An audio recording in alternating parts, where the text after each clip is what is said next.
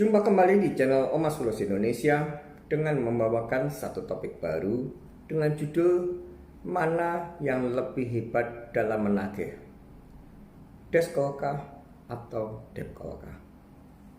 Di topik ini saya akan menjelaskan atau memberi wacana pada anda semua sepak terjang atau pola serang desk call dan sepak terjang atau pola kerja debt call. Dan sebelum saya masuk ke topik, saya akan ulang secara singkat apa itu desk call dan apa itu debt call. Desk call adalah penagihan dari bank melalui telepon dengan cara telepon nomor handphone kita ataupun telepon fixed line yang terdaftar di sistem bank ketika kita melakukan atau sedang apply kartu kredit. Debt call adalah cara penagihan dari bank dengan mendatangi bisa jadi itu rumah atau bisa jadi tempat bekerja pemegang kartu kredit yang saat ini sedang mengalami tunggakan, sesuai dengan ketika pemegang kartu kredit itu apply kartu. Kita sebutkan alamat apa, alamat rumah atau alamat kantor, itu akan didatangi. Di sini saya akan jelaskan sepak terjang dari desk call dulu atau senjata pamungkas dari desk call dulu. Sebenarnya ini sudah saya jelaskan di video-video saya yang lalu. Silahkan Anda melihat di video berjudul Kenali Level Desk Callmu. Lalu setelah Anda kenali, lihatlah video cara hadapi desk call level 1, karena ada 3 level. Artinya silahkan Anda lihat dulu juga video cara hadapi desk call level 2. Dan yang terakhir adalah silahkan melihat cara hadapi desk call level 3. Di sini artinya mereka ini hanya bertujuan membuat kita risih. Jadi pola serangnya yang dilakukan oleh desk call adalah dari frekuensi. Dan ketika kita tidak melakukan tindakan yang tegas, ketika mereka menelpon orang-orang di sekitar kita, padahal kita mau mengangkat telepon mereka, artinya pemegang kartu kredit ini tidak lari atau bahkan tidak menghilang, itu upaya yang pertama pasti mereka berusaha untuk keluar dari jalur dengan cara menelpon, bisa jadi keluarga inti kita, bisa menelpon keluarga kita yang bukan inti juga ditelepon, bisa jadi menelpon juga relasi atau kerabat kita. Ketika mereka melakukan pelanggaran dan kita diam saja, itu akan semakin runyam. Tapi ketika mereka sudah kita bendung, kita sudah galak, itu artinya ya tinggal frekuensi menyerang kita. Jadi di sini saya akan memberikan sebuah wacana, sebuah mindset. Tolong Anda mulai mengerti bahwa mindset mereka itu adalah menyerang tentang frekuensi. Jadi mereka ingin membuat kita risih, ingin membuat telinga kita memerah. Saya bahas dulu yang masalah frekuensi. Jadi kalau dia telepon terus dan kita kebetulan mungkin sedang setir atau mungkin memang sedang bekerja, itu jangan sebatas Anda terus diemin aja dulu, jangan. Jadi intinya pembelajaran saya di seluruh video yang ada itu intinya tuh satu, kita sedang berperkara, kita harus bertanggung jawab dan kita harus berani menanggung semua konsekuensinya. Berani berbuat, berani bertanggung jawab, itu inti yang saya ajarkan. Jadi jangan pernah kita menolak, menghindar, atau menghilang.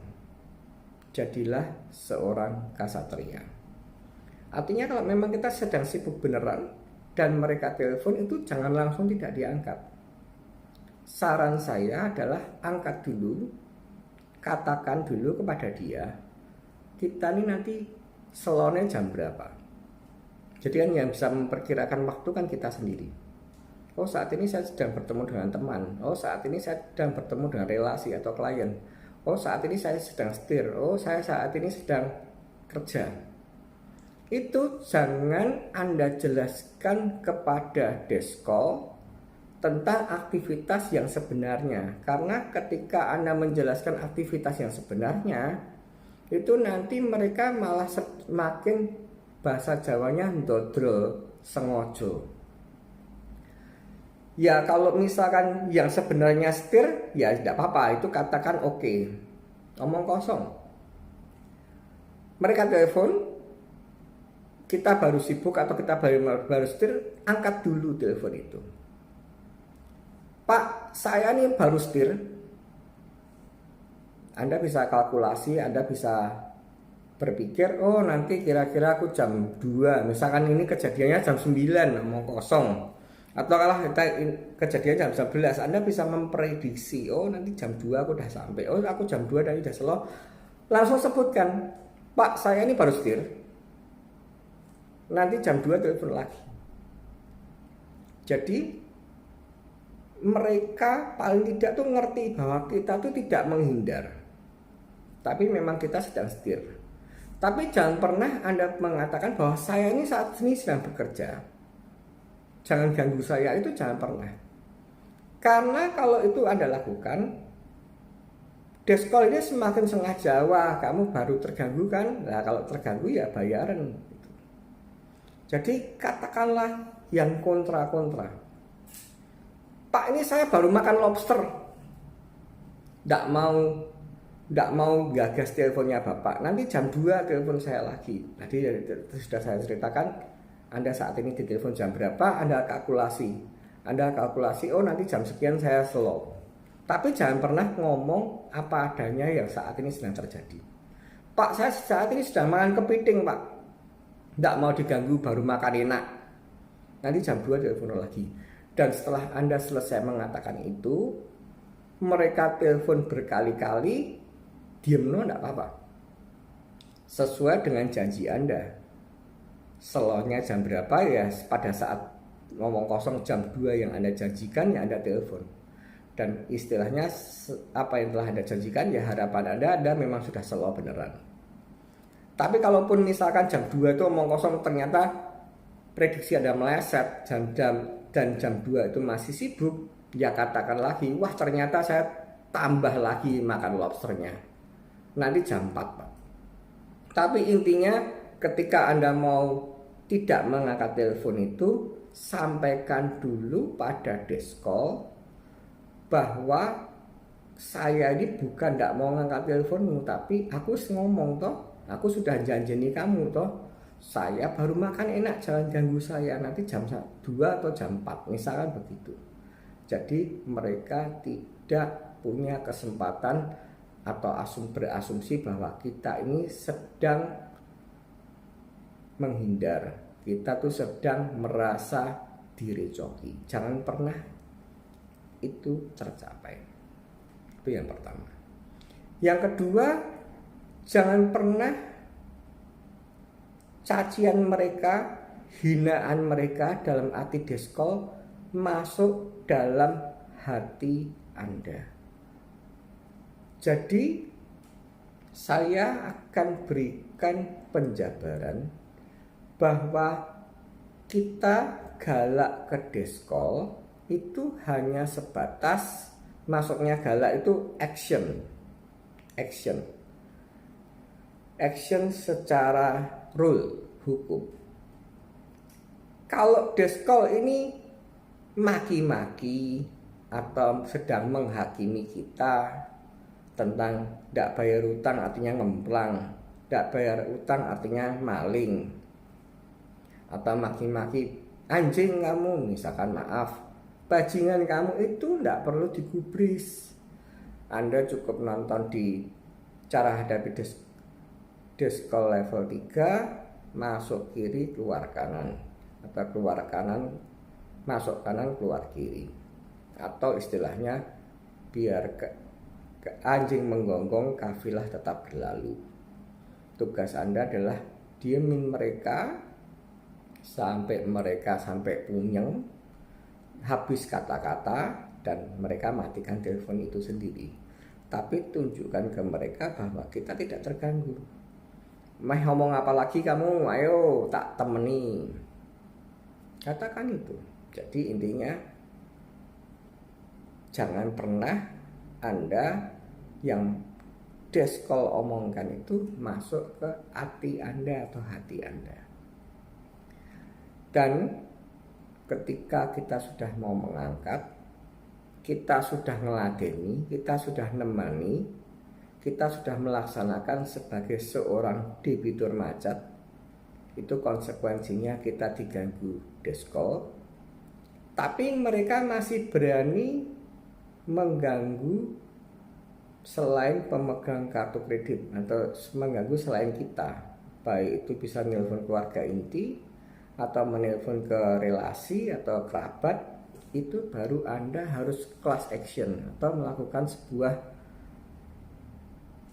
tindakan protes secara keras.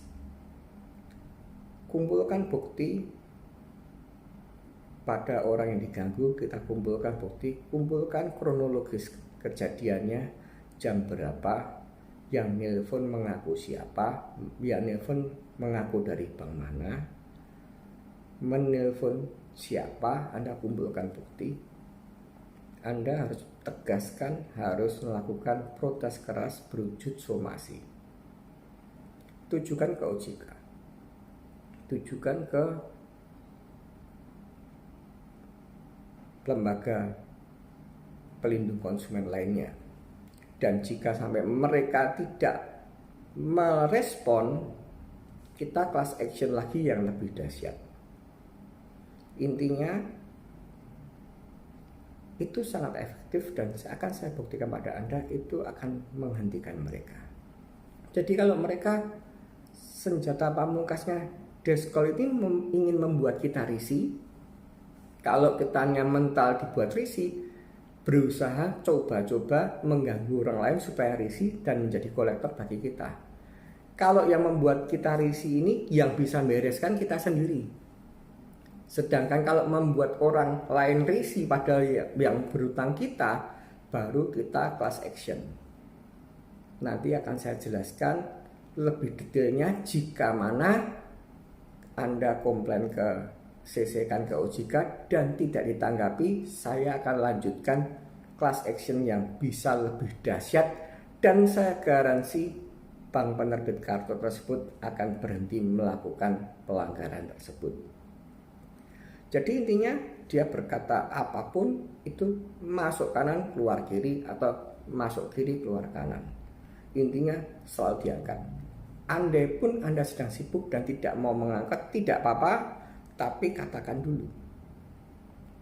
Saya lagi makan lobster, baru makan enak, jangan ganggu saya selesai makan jam 2. Setelah itu telepon lagi. Setelah Anda melakukan ucapan itu, Anda tidak mengangkat, tidak ada masalah. Sesuai dengan jam yang Anda janjikan. Ya jam 2, ya jam 2, harapan saya setelah jam 2 Anda angkat. Kalaupun jam 2 masih belum selesai, omong lagi, saya baru nambah lagi order nanti jam 4. Jadi itu intinya. Untuk hadapi deskol. Satu lagi, deskol ngomong sing jelek-jelek. Itu kalau Anda masuk ke hati, itu yang rugi Anda. Karena karakter deskol itu sudah jelas. Berani ngomong, berani out of service, maksudnya keluar dari omongan yang lebih dahsyat, itu karena pertama, nomor handphonenya aja tidak jelas, batang hidung, kelopak mata, daun telinga tidak kita bisa lihat. Artinya apa? Mereka tuh cuman omong doang. Dan mereka ini istilahnya pengecut. Berani omong karena kita tidak bisa tahu wajahnya. Dan omong kosong kita mau menjerat pasal ITE itu pun yang rugi kita kok. Ngapain kita gagas orang edan lagi omongan? Dalam arti orang edan lagi omongan itu apa? Dia ngomong bajingan, maaf, anjing kamu itu orang yang tidak berpendidikan. Dan jangan sampai kita downgrade. Downgrade itu meladeni. Mereka mau bajingan, kita ngomong kok ya bajingan, kamu ya bajingan, itu tidak ada perlunya. Jadi itu intisari dalam hadapi deskol. Deskol ini yang pedes itu omongannya. Nah, kalau mereka ngomong pedes, tugas Anda pedesnya itu dibuat agar tidak terasa dengan cara emang gua pikirin.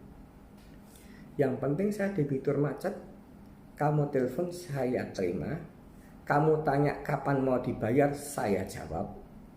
Saat ini saya tidak mikir untuk bayar utang, jadi jawab dulu. Pak, kapan dijawab? Saya rameh bayar utang. Itu paling kasar. Saya saat ini belum pengen bayar utang, selesai. Kamu mau nelpon tiap detik, tiap menit, tiap jam, saya siap. Itu untuk mengatasi deskol. Nah, beda dengan cara mengatasi debt call. Saya sekarang masuk ke cara mengatasi debt call. Ini juga salah kaprah. Kita ketakutan. Kita istilahnya merasa bahwa wah engko gek kaya apa. Aku nanti diapa-apake gek kepiye. Ini bahasa Jawanya. Wah, nanti ada apa-apa. Nanti jangan-jangan saya diapa-apakan. Sebenarnya ya, saya harus mengingatkan Anda yang merasa takut saat bertemu itu tidak hanya Anda. Bahkan sebenarnya yang paling merasa takut itu adalah debt call-nya. Kenapa? Kalau kita dengan debt call itu sudah jelas. Silahkan Anda menonton di video saya, kenali level dan karakter debt call. Silahkan Anda menonton hal yang perlu dipersiapkan sebelum berhadapan dengan debt call. Silahkan Anda menonton video saya simulasi hadapi debt call.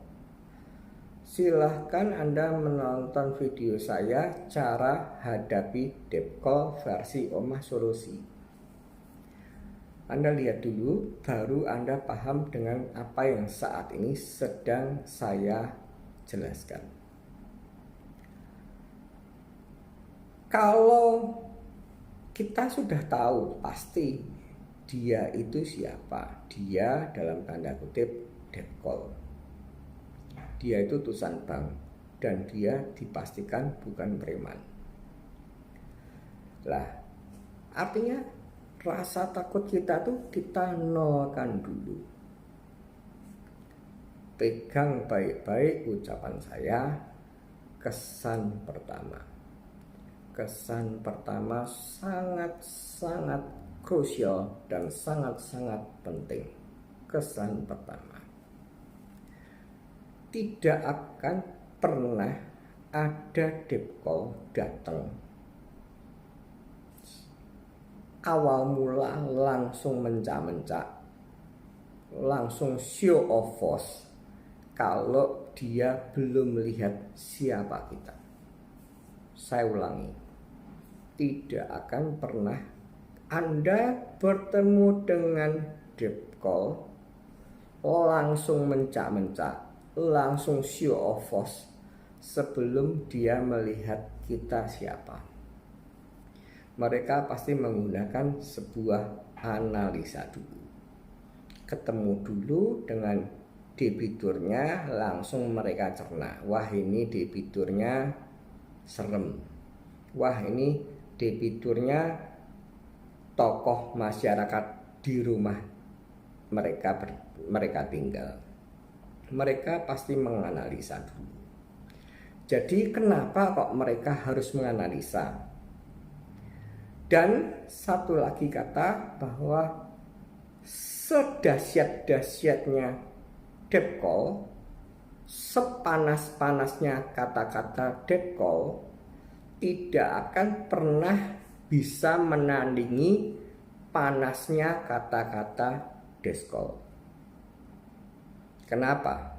Seperti yang telah saya ungkapkan tadi, kalau desk call berkata cacat cuat tidak karu-karuan, wong dia itu aman, tidak sekota, tidak seketika bertemu, wajahnya tidak tahu, kita tidak tahu batang hidungnya, kita tidak berhadapan langsung, dan kita tidak berkontak langsung. Maksudnya berkontak langsung fisik. Tapi kalau debt call macem-macem, berkata pedas atau keluar dari jalur, istilah ngenyek ya. Jadi gini ya, kesimpulannya, kalau debt call ngenyek kita itu diemin. Tapi kalau debt call berani ngenyek kita, tatai atau ladeni. Jangan sampai harkat dan martabat kita boleh diinjak-injak oleh orang, di mana kita face to face, kita tahu, dia tahu wajah kita tahu wajah dia. Kalau sampai, saya ulangi, debt call berani menghina kita, melanggar harkat dan martabat kita, layani itu. Karena kalau debt call melakukan itu, kita buat laporan kepolisian dengan menjerat sebuah pasal, itu bisa. Kita bisa ngumpulin foto, kita bisa ada saksi, siapkan saksi, sehingga orang yang menghina harkat dan martabat kita dan langsung face to face itu pasti kita bisa permasalahkan. Dan omong kosong kita tidak mempermasalahkan dalam laporan polisi. Debt call itu saya rasa tidak akan ada nyali kok. Karena apa? Kalau kita kan sudah tahu, kalau kita kan sudah langsung megang pokok masalahnya. Yang nyuruh kamu tuh bank ATBK, artinya kita bisa membuat sebuah perkara akibat dari yang nyuruh kamu, dan kamu menyuruh orang yang dalam arti keluar dari jalur, kamu akan tak tarik dalam sebuah masalah, tarik dalam jerat dalam pasal keikutsertaan atau turut serta pasal 55. Tapi kalau debt call itu kan sebenarnya yang harusnya takut itu bukan kita, tapi debt call yang harusnya takut bertemu kita. Karena dia tidak tahu karakter debitur itu kayak apa. Ingat baik-baik, jangan pernah sembrono menyakiti hati seseorang, karena bisa berujung maut. Ingat baik-baik, ketika seorang berkarakter temperamen, dan itu dihina, dan itu tersakiti, maka apapun yang ada di depan orang yang sedang Anda hina, itu bisa dijadikan sebuah senjata untuk membantai, untuk kita bisa dibunuh. Dendam, unsur dendam ini harus Anda waspadai. Jadi debt call, ketika dia salah ngomong, ketika dia mau sok jagoan, itu ketika itu pula debt call ini sedang mempertaruhkan nyawanya. Dia salah langkah, Orang yang terhina ini merasa terhina dan bisa memprovokasi orang-orang di sekitarnya. Bisa jadi itu yang berada di rumah dulu atau bisa jadi di sekitar rumah. Kalau bisa terprovokasi, deskol tersebut bisa dikeroyok habis-habisan. Atau omong kosong tidak dikeroyok, omong kosong itu adiknya ya, atau itu pak D-nya, atau itu masnya, atau itu buliknya, atau misalkan itu anaknya. Saat itu dia terprovokasi, bisa jadi obeng masuk perut. Dan saya yakin, masukkan ke mindset Anda, seserem-serem apapun debt call yang datang, entah itu bertato, entah itu berbadan kekar, itu kan hanya tampilannya, dan dia belum bernyali seorang preman. Kalau orang serem, bertato, bertubuh kekar, dan bernyali preman, tidak akan pernah mau menjadi seorang debt call. Ngapain sukar-sukar? Kalau saya tuh sudah seorang yang bertato, berkekar, berani berantem, berani bernyali, ngapain milih pekerjaan debt call? Pekerjaan yang lebih simpel aja banyak. Pekerjaan yang lebih simpel, mohon maaf kalau saya boleh ngomong, jadi begal ya lebih gampang, jadi rampok ya lebih gampang. Jadi yang ada di debt call itu hanya bertampang seram, tapi nyalinya belum ke situ. Kalau orang yang bernyali preman tidak akan, saya ulang, kalau orang yang bernyali preman tidak akan pernah memilih pekerjaan debt call kartu kredit dari sebuah bank penerbit. Jadi itu mindsetnya. Jadi kalau debt call ini datang, itu adalah menganalisa kita. Orang ini kalau tak ulek, misalnya tak ulek itu dalam arti kalau tak, apa yang harus saya lakukan? Orang ini kalau ketokannya ketakutan, ketokannya ketok pucat, ketokannya tidak ada produk, bukan produk knowledge, ketokannya tidak mudeng tentang hukum, bisa tak meden-medeni, ya Anda langsung diulek. Tapi begitu Anda bertemu dengan debt call dan ternyata debt call ini langsung mencerna, wah ini musuhku ini ternyata paham hukum. Wah ini ternyata musuhku ini paham cara-cara penyelesaiannya. Wah ini ternyata musuh ini paham apa yang boleh dilakukan oleh seorang debt call dan apa yang tidak boleh dilakukan oleh seorang debt call. Balik lagi, Anda harus bekali seperti di video-video saya yang lalu. Anda harus lihat, Anda harus pembekalan aturannya apa saja, Anda harus paham, sehingga ketika Anda ketemu debt call, Anda tidak kelimpungan. Dia mau berkata apa, antinya atau jawabannya apa. Menjawab berkata ini, jawabannya ini. Semuanya kalau sudah Anda tangkis, A tangkis B, C tangkis D, dan sebagainya, Anda bisa tangkis, ya artinya dia akan, oh aku tahu kok ini musuhku atau debiturku ini paham. Sehingga dia tidak akan out of service atau keluar dari jalur. Tapi kalau Anda tidak paham, Anda apalagi jireh, Anda apalagi pucat, ya mereka akan ngulek Anda. Jadi inilah topik kita. Mana atau siapa yang lebih hebat dalam menagih? Deskol kah atau debt call kah?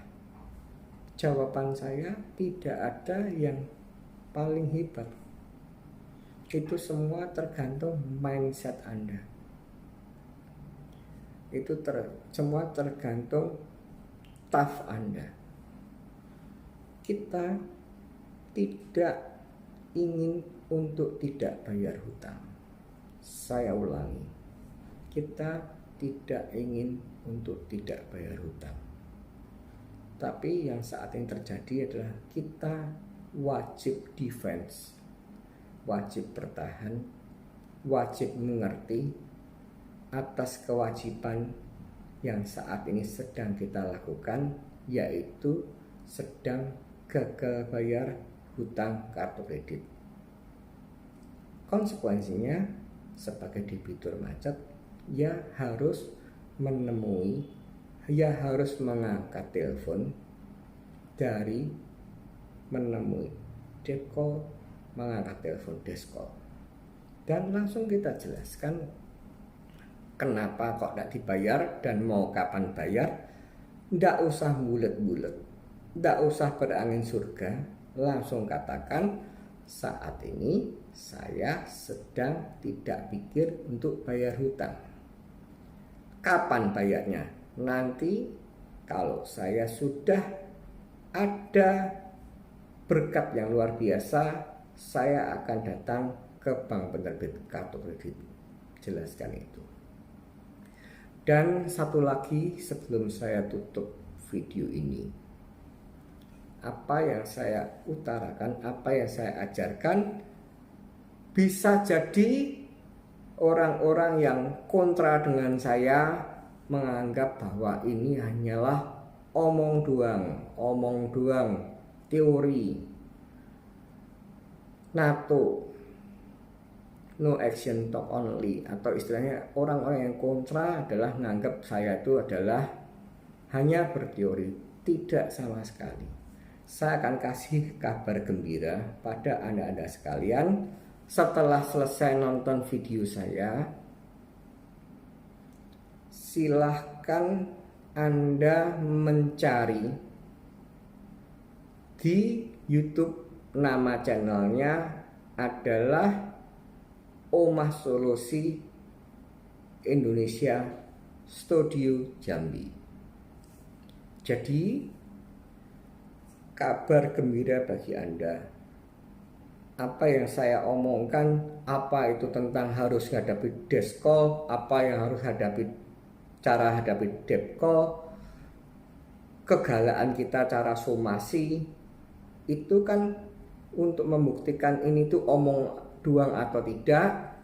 Saya ada kabar gembira bahwa ada klien saya yang membuat channel YouTube secara pribadi atas nama pribadinya dia, akan memflorkan, akan men-sharekan pada Anda sekalian rekaman pembicaraan antar dia, yaitu Pak Rudi, versus desk call, dan dia buat channel ini untuk memflor baik itu rekaman yang ada Pak Rudi versus desk call maupun Pak Rudi versus debt call akan didokumentasi, akan direkam, akan di-sharekan pada Anda sekalian,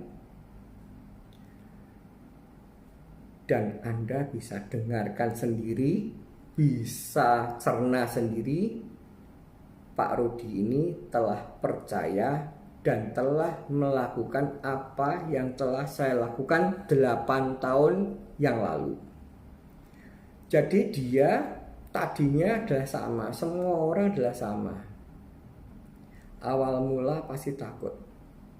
Tapi setelah Pak Rudi ini bisa memahami, bisa mengerti tata cara saya yang saya omongkan, dan mau membuktikan sejauh apa sih efektifnya kalau kita nih galak, sejauh apa sih efektifnya kalau kita nih memprotes atau mensomasi jika bank keluar dari jalurnya. Silahkan setelah ini Anda melihat realita, atau bukan realita, melihat rekaman itu bukan settingan, tapi itu adalah rekaman Pak Rudi versus desk call. Dan nanti silahkan Anda lihat semua videonya Pak Rudi ini, ketika Pak Rudi berhadapan dengan debt call di kemudian hari ini akan selalu didokumentasi dan akan selalu di-sharekan pada Anda di channelnya Pak Rudi yang dengan judul Omah Solusi Indonesia Studio Jambi. Jadi intinya channel yang akan dibuat akan ditunjukkan pada Anda semua yang saat ini sedang mengalami kartu kredit macet atau KTA, apa yang harus dilakukan, apa yang harus dipersiapkan, dan hasilnya dari mereka itu dalam arti deskol dan depkol ini akhirnya kelimpungan.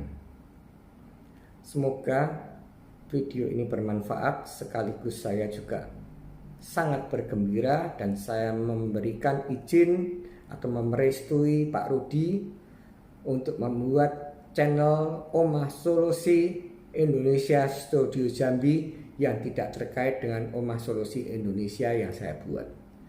Omah Solusi Indonesia Studio Jambi adalah konten atau channel Pak Rudi yang akan berbagi ketika dia ditelepon deskol, direkam dan diflorkan, sehingga ini bukan omong doang, ini bukan NATO, ini bukan teori tok, tapi ini adalah kenyataannya. Dan juga dia akan men-sharekan setiap kali ada debt call datang, akan divideo, direkam, dan akan di-sharekan di episode Omah Solusi Indonesia Studio Jambi yang dia akan buat. Semoga ini bermanfaat dan saya harap kalian atau Anda tidak pernah stres, tidak pernah gentar hadapi yang memang saat ini sedang Anda alami. Saat ini kondisi finansial sedang jelek, ya artinya tunda dulu skala prioritas mana yang bisa kita tunda. Dan jangan pernah Anda gentar, dan jangan pernah Anda berputus asa, dan jangan pernah Anda menyerah. Terima kasih dan semoga bermanfaat. Silahkan Anda melihat di channel Omah Solusi Indonesia Studio Jambi yang telah dibuat oleh Bapak Rudi dan berdomisili di Kota Jambi. Jangan menyerah, tetap semangat, dan ingat, badai pasti berlalu.